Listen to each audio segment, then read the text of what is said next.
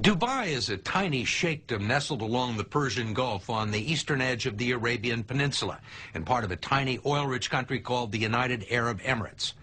Over the course of just a few decades, it's transformed itself from a spit of sand about the size of Rhode Island into the Singapore of the Middle East. It's a political, economic, and financial success story in a region torn by conflict. And it's all the vision of one man, Sheikh Mohammed bin Rashid Al Maktoum. He rarely gives interviews, but you're about to meet him and get his tour of one of the fastest growing places on earth. No matter how many articles you read or how many pictures you see, they don't quite capture the enormity and the energy of Dubai.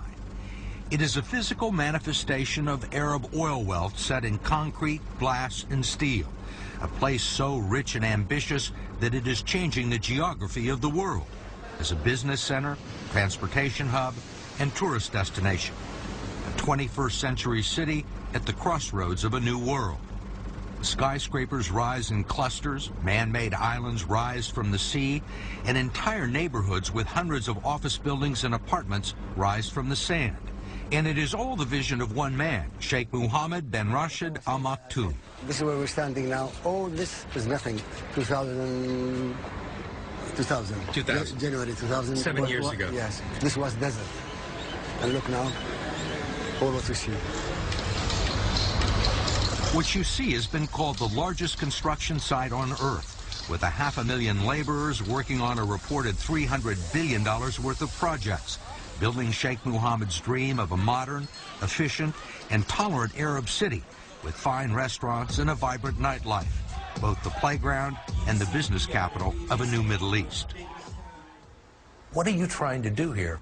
What do you want this place to be? I want it to be #1. Not in the region, but in the world. What do you mean #1 in the world? In everything.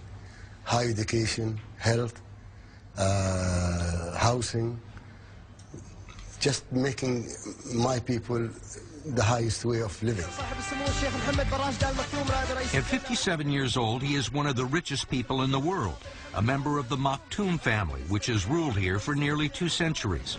He's a former Air Force pilot and an avid horseman who competes in cross-country endurance races and is one of the largest breeders of thoroughbred racehorses in the world.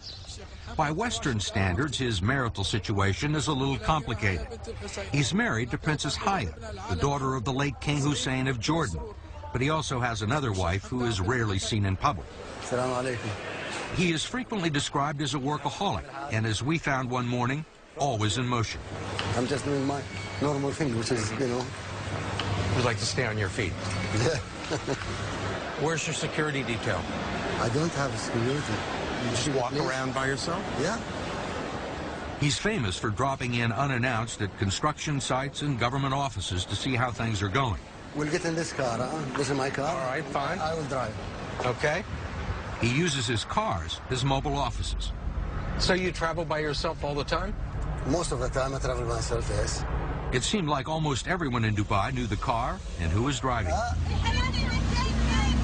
Yeah, Dad. But you see, the whole area is growing here. There is a little bit of Donald Trump in him, at least when it comes to showmanship. You know this building up there? That strange-looking building on the left is one of the world's tallest indoor ski slopes. Outside, it may be 120, but inside, it feels like the Alps. They are set and ready to run. Then there is the Dubai World Cup, showcasing the fastest horses in the world, running for the world's largest purse. Not to mention the most luxurious and expensive hotel in the world, the Burj Al Arab, where the cheapest room is $2,000 a night. Why do you want everything to be the biggest, the tallest? Steve, why not? Why not? If you can have it in New York, what can we have it here? Why are you in such a hurry? Most people would try and do all of this in a lifetime, not in 5 years.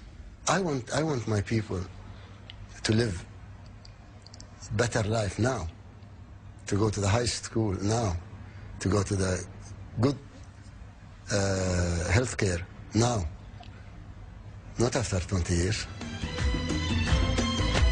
His people, the descendants of Bedouin tribesmen, pearl divers, and traders, now make up a small fraction of the population here. They enjoy one of the highest standards of living in the world, with free health care and college tuition and no taxes. The rest of the population are foreigners, European, Indian, Russian, Iranian, and Saudi, and they are coming at the rate of 25,000 every month. Developers, architects, middle managers, domestics, and bellboys, all united by a common goal, to make money. People can smell the opportunity, and they go for it. Georges Makhoul is president of Middle East operations for Morgan Stanley, and he believes that Dubai has the perfect business environment for multinational corporations. It is strategically located halfway between the financial capitals of London and Singapore. There are 1.5 billion people within a 3-hour plane flight, and it is the perfect jumping-off point to tap into the emerging markets of